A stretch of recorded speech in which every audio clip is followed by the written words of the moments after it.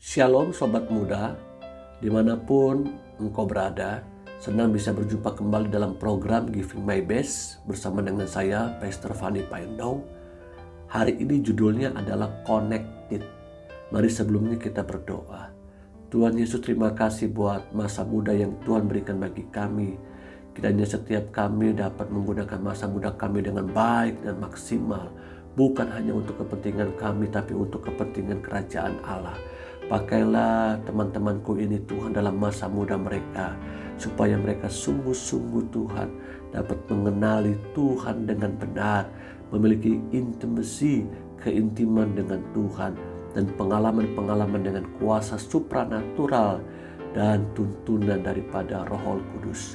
Dalam nama Tuhan Yesus, berfirman bagi kami Tuhan, kami mau menjadi pelaku firman Tuhan dan menjadi teladan suratan yang terbuka bagi sesama kami. Haleluya, amin. Teman-teman, hari ini judulnya adalah Connected. Kita terhubung. Kita harus sadar bahwa dalam masa muda kita ada begitu banyak godaan-godaan yang mencoba menjauhkan kita daripada Tuhan, yang mencoba mengalihkan perhatian kita sehingga kita tidak bisa terhubung dengan baik dengan Tuhan Yesus sendiri. Ingat baik-baik, tujuan utama Allah bagi manusia adalah connected, terhubung. Namun tujuan utama iblis bagi manusia adalah disconnected. Kita bisa tidak terhubung dengan Tuhan, bahkan kita bisa tidak terhubung dengan sesama kita, dengan lingkungan sekitar kita. Coba lihat ke dalam diri kita masing-masing. Apakah hari-hari ini kita punya hubungan connected yang baik dengan Allah dan sesama kita? Atau sebaliknya, kita hari-hari ini disconnected, tidak terhubung dengan Tuhan. Bahkan kita mungkin juga memiliki pergumulan dengan sesama kita. Kita tidak bisa terhubung dengan orang tua kita dengan baik. Kita tidak bisa terhubung dengan baik dengan teman-teman kita, dengan saudara-saudara kita, bahkan dengan komunitas yang sehat. Tidaklah kebetulan kalau teman-teman mendengarkan firman Tuhan hari ini untuk menolong kita kembali dapat connected, terhubung dengan baik dengan Allah, bahkan dengan sesama kita. Mari kita lihat firman Tuhan dalam Kejadian 1 ayat 25 sampai dengan 28. Allah menjadikan segala jenis binatang liar dan segala jenis ternak dan segala jenis binatang melata di muka bumi. Allah melihat bahwa semuanya itu baik. Berfirmanlah Allah, baiklah kita menjadikan manusia menurut gambar dan rupa kita. Coba lihat, perhatikan di sini. Baiklah kita menjadikan manusia menurut gambar dan rupa kita, supaya mereka berkuasa atas ikan-ikan di laut dan burung-burung di udara, dan atas ternak, dan atas seluruh bumi, dan atas segala binatang melata yang merayap di bumi. 26 mengatakan bahwa kita diciptakan segambar dan serupa dengannya. Selanjutnya dalam ayat 27, maka Allah menciptakan manusia itu menurut gambarnya. Menurut gambar Allah diciptakannya dia, laki-laki dan perempuan diciptakannya mereka. Allah memberkati mereka, blessing. Lalu Allah berfirman kepada mereka, beranak cuculah dan bertambah banyak, penuhilah bumi dan taklukkanlah itu, berkuasalah atas ikan-ikan di laut dan burung-burung di udara dan atas segala binatang yang merayap di bumi. Saya percaya teman-teman pasti sering mendengar ayat-ayat ini. Namun, tahukah kita di balik dari ayat-ayat yang kita baca tadi, dari 25 sampai dengan 28, ternyata ada rema yang begitu dalam. Ketika Allah menciptakan manusia, Allah menciptakan saya dan teman-teman. Dia ciptakan bukan di tengah-tengah waktu senggang, tapi dia menciptakan di waktu-waktu yang tepat. Dan dia ciptakan dengan tujuan-tujuan yang tepat. Bahkan dia ciptakan dengan gambar yang tepat. Artinya Allah begitu concern untuk menciptakan manusia. Karena itu Allah menciptakan manusia, dikatakan di sini, segambar dan serupa dengan Dia. Tidak seperti malaikat diciptakannya manusia, tapi diciptakannya manusia seturut gambar dirinya. Bahkan diciptakannya laki-laki dan perempuan. Wow! Saya mengucap syukur kepada Allah. Namun ternyata manusia atau keluarga pertama itu yang diciptakan oleh Allah sudah jatuh ke dalam dosa. Hingga akhirnya hubungan dengan Allah pun terpisah karena dosa. Dalam Kejadian 3 ayat 21 katakan, dan Tuhan Allah membuat pakaian dari kulit binatang untuk manusia dan untuk istrinya itu, lalu mengenakannya kepada mereka.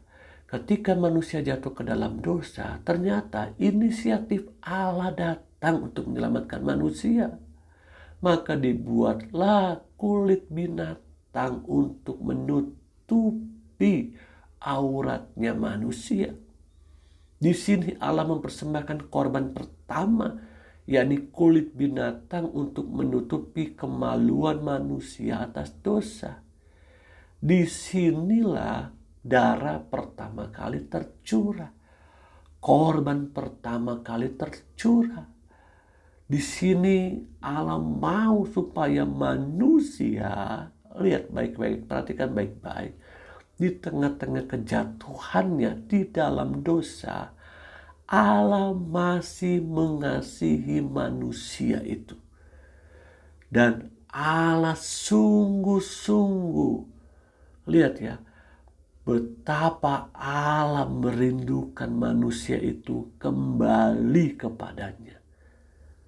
Dan Allah tidak langsung membuang manusia, tetapi Allah berinisiatif menutupi dari dosa-dosa itu dengan korban pertama.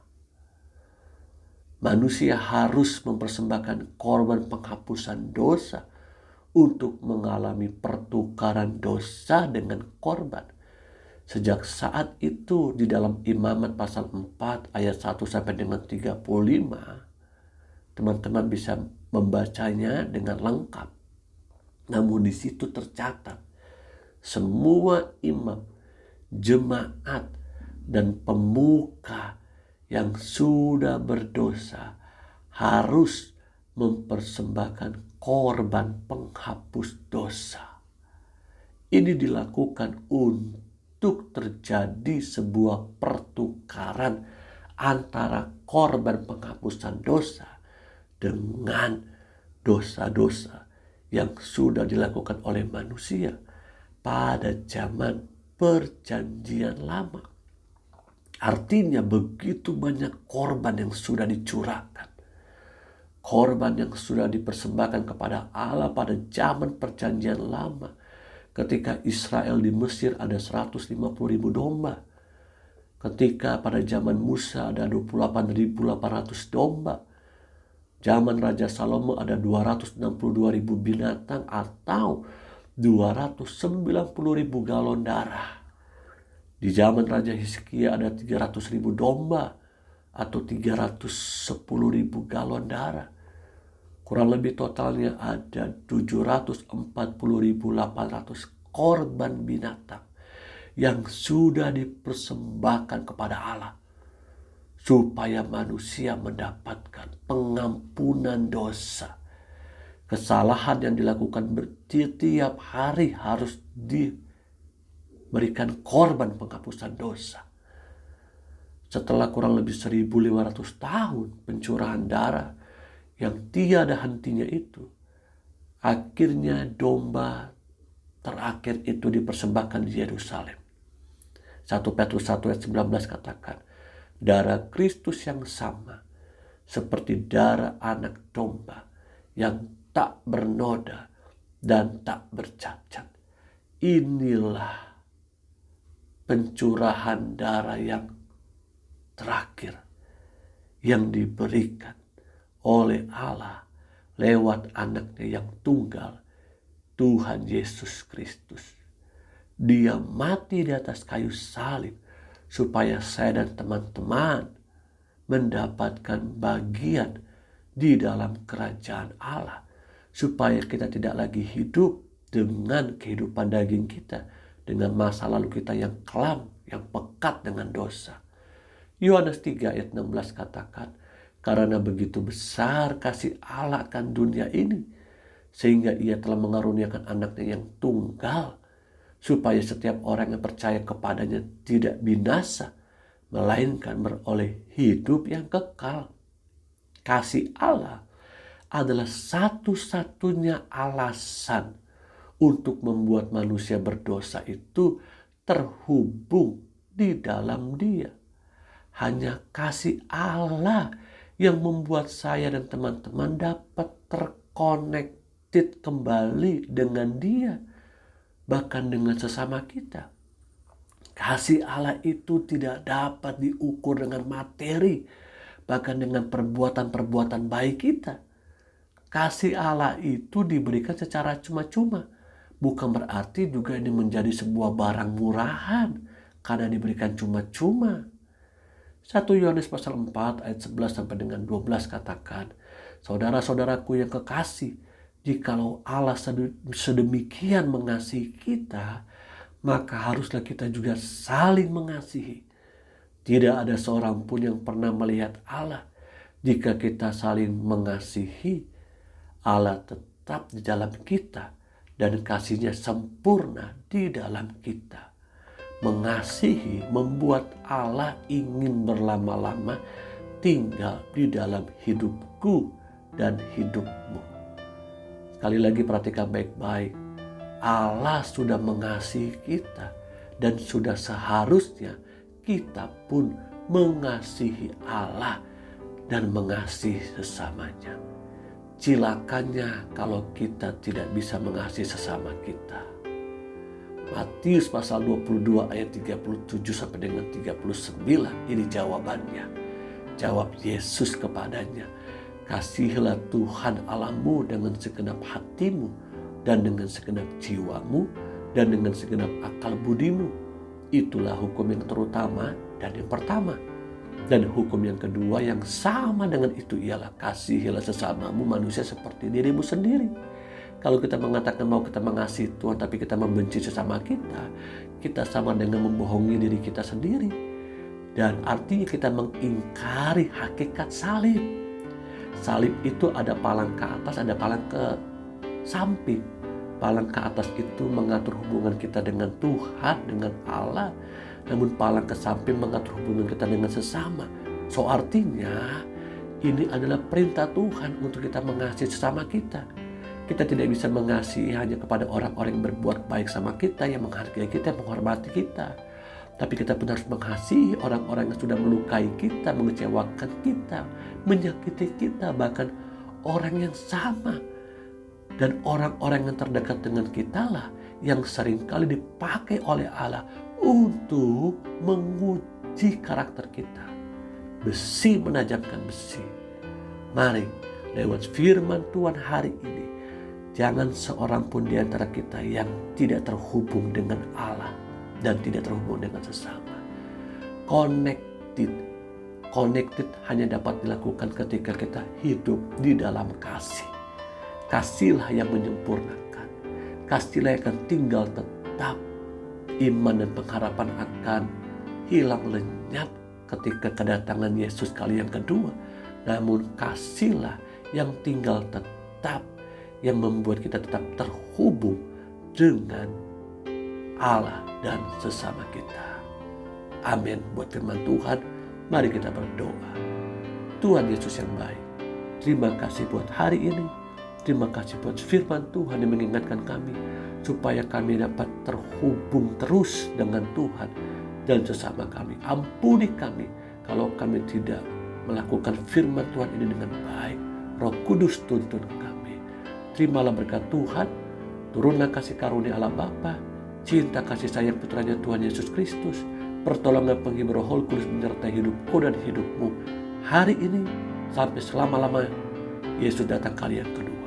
Yang terima berkat Tuhan dan mau jadi berkat, katakan bersama-sama dengan saya, amin, amin. Teman-teman, sobat muda dimanapun engkau berada dan sudah mendengar firman Tuhan ini, lakukan firman Tuhan ini dan bagikanlah kepada sesamamu, kepada komunitasmu, bahkan kepada keluargamu. Tuhan Yesus menolong, menyertai kita semua sehingga semua kita ada dalam perlindungan Tuhan Yesus. Haleluya. Amin.